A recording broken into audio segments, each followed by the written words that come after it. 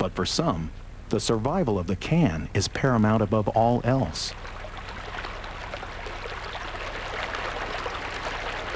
Old cans. Cans tossed into the woods decades ago. Stuart Crook is a member of a small subculture, the can collector. Pre-World War II, probably like 1938, Acme was one of the biggest brewing companies prior to World War II. They had plants in San Francisco and in Los Angeles. Oh, it's wonderful. It's a moment of discovery. It's a continuation of the story, basically.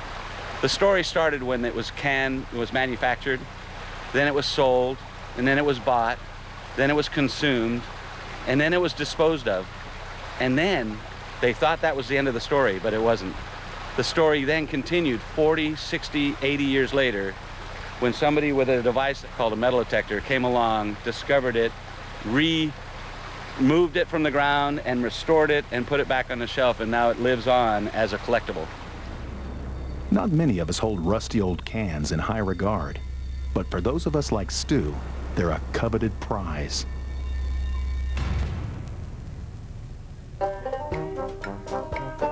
Here in a motel in the Santa Cruz Mountains, south of San Francisco, an organization is meeting. A chapter of the Brewery Collectors Club of America. Yeah, like this can here. These guys been digging for 30 years. And this is the first time they were found and was this year. And it's a local can, too. Yeah, it's a local. Oh, yeah. Pretty cool. They sold this in our area. What do you want to trade for that? This truly goes to show that one man's trash is another man's treasure. That one there is 60 bucks. Good deal. All right.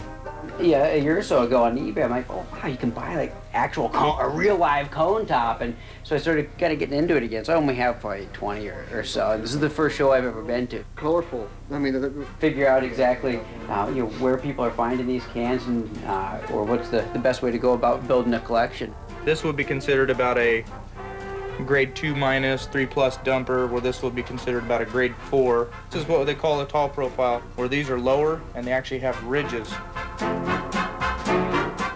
I'm hoping to find a London Tavern Ale cone top. That's one that I've wanted for my collection for a long time. Cans worth hundreds or thousands or even tens of thousands of dollars. I don't like the rust at all. As you can see, I have nice clean cans.